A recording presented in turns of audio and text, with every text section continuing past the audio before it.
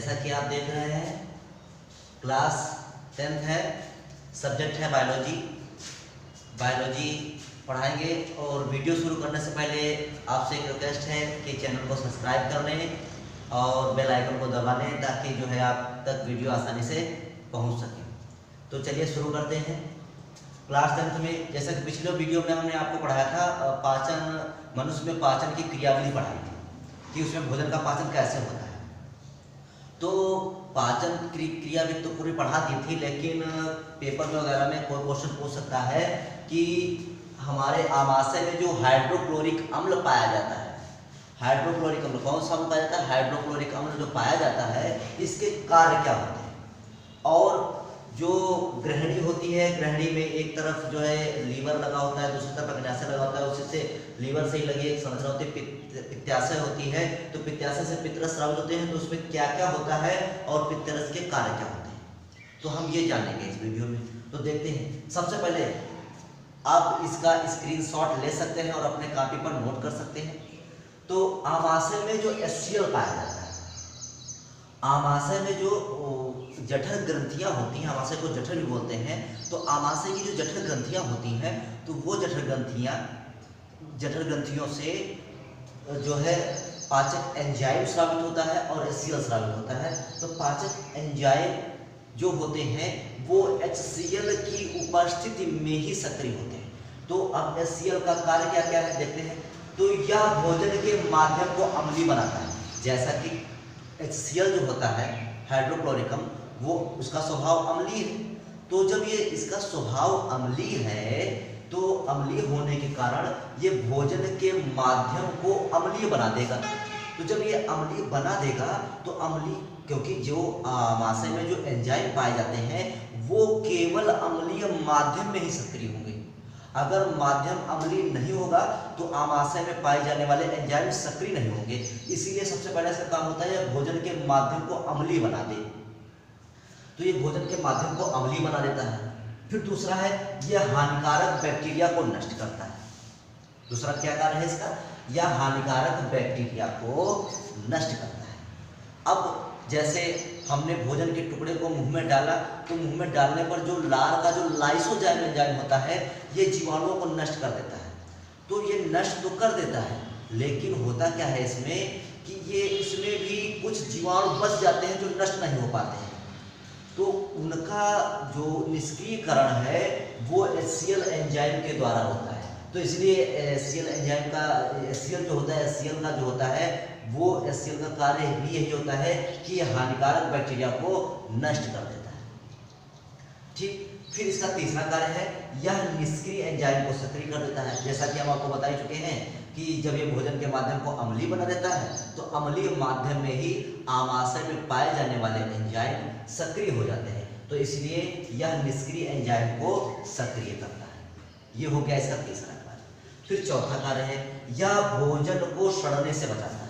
क्योंकि ये अम्ल होता है, हाइड्रोक्लोरिक अम्ल होता है, तो अम्ल के वजह से जो बैक्टीरिया होते हैं, जो जीवाणु होते हैं, जो सूक्ष्म जीव होते हैं वो पूर्णतः नष्ट हो जाते हैं। क्योंकि ऊपर दूसरे पॉइंट में बताया गया है कि यह हानिकारक बैक्टीरिया को नष्ट कर देता है। तो जब हानिकारक बैक्टीरिया अगर नष्ट हो गए हैं अब तो भोजन को सड़ाएगा कौन? तो ये भोजन को सड़ने से बचा देता है। ठीक। तो HCl का चौथा कार्य हो गया यह भोजन को सड़ने से बचाता है। ठीक। फिर क्योंकि हम भोजन को मुख में डालते हैं तो मुख में लार होती है, तो लार सहित भोजन हमारा ग्रास नली से होता हुआ आमाशय में पहुंचता है। तो जो HCl है, हाइड्रोक्लोरिक अम्ल है, उसका अंतिम कार्य मतलब जो पांचवा कार्य है, अंतिम नहीं कि बहुत से कार्य होते हैं लेकिन इसमें आपको 5 ही कार्य बता रहे हैं क्योंकि हाई स्कूल के लेवल पर मोस्टली 5 वर्ग ही सफिशिएंट है। तो देखते हैं यह लार के प्रभाव को समाप्त करता है। मतलब जो HCl होता है ये लार के प्रभाव को समाप्त कर देता है। तो इस प्रकार से जो HCl है उसके ये कुछ मुख्य कार्य। ठीक। तो आप लोग इसे नोट कर सकते हैं अपने बुक पर। अब अगला आता है पित्त रस एवं इसके कार्य। पित्त रस एवं इसके कार्य। तो सबसे पहले तो बात यह है कि पित्त रस होता क्या है, कहाँ बनता है और कहाँ इकट्ठा होता है। सबसे प्रश्न तो यही उठते हैं कि पित्त रस कहाँ बनता है। तो सबसे पहली बात जो पित्त रस होता है, पित्त रस जो होता है वो हमारे यकृत में बनता है। कहाँ बनता है? यकृत अर्थात लीवर में बनता है, यकृत में बनता है। पित्त रस कहाँ बनता है? यकृत में बनता है। ठीक, यकृत में बनता है। और पित्त रस इकट्ठा कहाँ होता है? तो पित्त रस जो होता है वो पित्ताशय, जिसको बोलते हैं गॉल ब्लैडर, पित्ताशय, पित्ताशय में एकत्र होता है। देखिए बहुत इंपॉर्टेंट, ध्यान रखना। जैसे इसमें लिखा हुआ है पित्त रस, तो दिमाग में तुरंत आता है पित्ताशय में बनता होगा, लेकिन गलत। पित्त रस जो होता है वो पित्ताशय में नहीं बनता। पित्त रस बनता तो यकृत में है, लेकिन इकट्ठा पित्ताशय में होता है। ये बहुत इंपॉर्टेंट वर्ड है। कई बार बहुविकल्पी प्रश्न में पूछ दिया गया है कि पित्त रस का निर्माण कहाँ हो गया है, तो लड़के मोस्टली ऑप्शन लगा देते हैं पित्ताशय। तो पित्ताशय इसका रॉन्ग आंसर होता है, इसका राइट आंसर होता है यकृत। मतलब पित्त रस जो बनता है वो कहाँ बनता है? यकृत में बनता है। और इकट्ठा कहाँ होता है? तो पित्ताशय में इकट्ठा होता है। ठीक, फिर उसके बाद पित्त रस में होता क्या क्या है? पित्त रस में क्या क्या पाया जाता है? तो पित्त रस में 92% H2O, 92% जल होता है। पित्त रस में 92% जल होता है। 6% पित्त लवण होते हैं।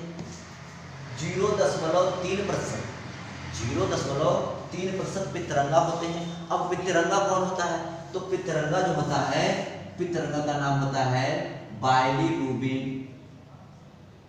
बाइलीरुबिन व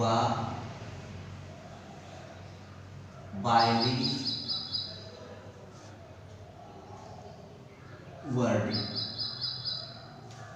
जो पित्तरंगा होता है वो बाइलीरुबिन और बाइलीवर्डिन होता है।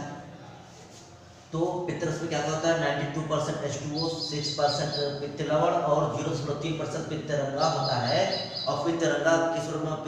पित्तरंगा में क्या होता है? बाइलीरुबिन और बाइलीवर्डिन होता है।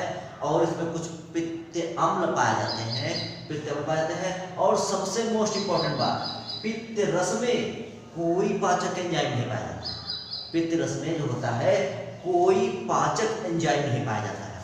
अब देखिए, जब इसमें कोई पाचक एंजाइम पाया नहीं जाता है तो फिर ये भोजन को पचाता कैसे? तो इसके लिए हम आपको बता दें कि इसमें कोई पाचक एंजाइम नहीं पाया जाता है और ये भोजन को पचाने में सहायता करता है। ये जो होता है भोजन को पचाने में सहायता करता है। अब ये सहायता कैसे करता है? तो ये पित्त रस क्या होता है कि जो पित्ताशय है, पित्ताशय से पित्त रस स्रावित होता है और पित्त रस स्रावित होकर ग्रहणी में आता है। ठीक, उधर से जो अग्न्याशय है, अग्न्याशय से अग्न्याशयी रस स्रावित होता है और ग्रहणी में आता है। अब अग्न्याशयी रस जो होता है, अग्न्याशयी रस में विभिन्न प्रकार के पाचक एंजाइम होते हैं।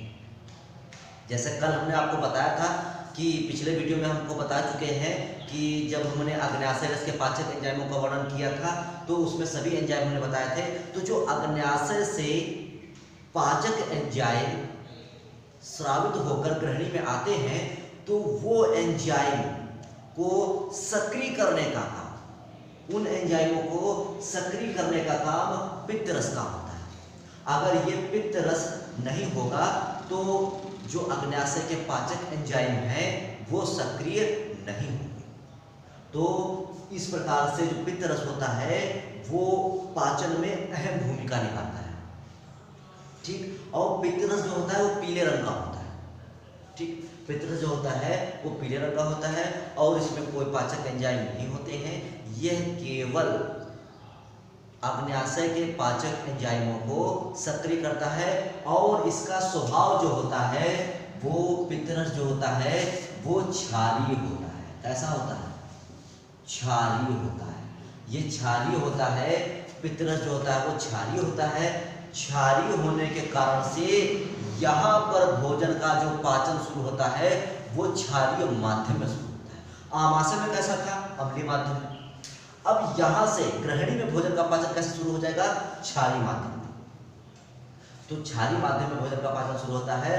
अब इसका इम्पोर्टेंट ये है कि इसके बहुत से इम्पोर्टेंट वर्क है, बहुत से कार्य बहुत इम्पोर्टेंट है, उन कार्यों को पूछा भी जा सकता है, तो इसलिए इसको नोट कर लेना, इसलिए इसको नोट कर लेना किसके क्या कार्य है। तो हम बता देते हैं आपको, इसको समझा देते हैं कि पहला वर्क है जो पित्त लवण होते हैं, पित्त लवण वसा का एमल्सीकरण करते हैं, जिससे वसा का पाचन सुगम हो जाता है।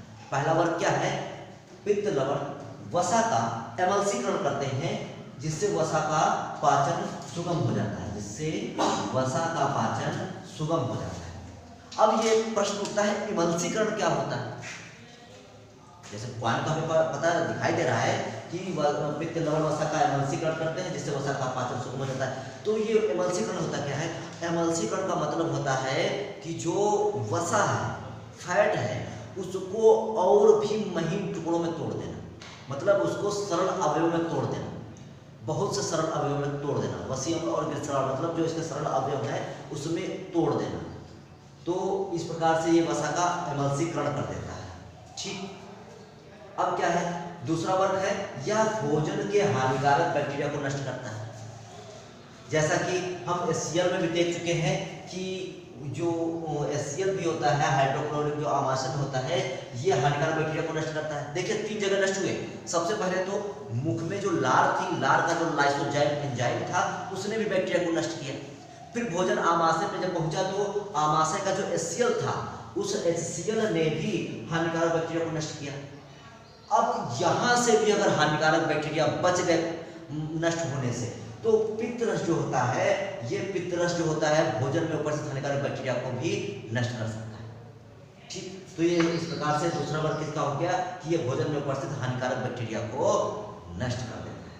ठीक, फिर तीसरा होता है यह भोजन के माध्यम को क्षारीय बनाता है। जैसा हम बता ही चुके हैं आपको कि इसका एक वर्ग ये है कि भोजन के माध्यम को क्षारीय बनाता है, और इससे क्षारीय बनाने से जो होता है अग्न्याशय के जो एंजाइम होते हैं वो सक्रिय हो जाते हैं, क्योंकि जो अग्न्याशय के एंजाइम होते हैं वो केवल क्षारीय माध्यम में ही सक्रिय होते हैं। ठीक, और इसका इम्पोर्टेंट वर्क ये है कि ये जो पित्त है वो विटामिन, हमारे शरीर में विटामिन आती हैं। विटामिन कौन कौन सी? ए, विटामिन डी, विटामिन ई और विटामिन के। तो जो विटामिन होती है, तो विटामिन के अवशोषण के लिए सहायक होते हैं। अगर ये पित्तरस, जो पित्तरस नहीं होगा तो इन विटामिनों का अवशोषण होने में बाधा उत्पन्न होगी, जटिलता आएगी। तो ये पित्तरस क्या करता है?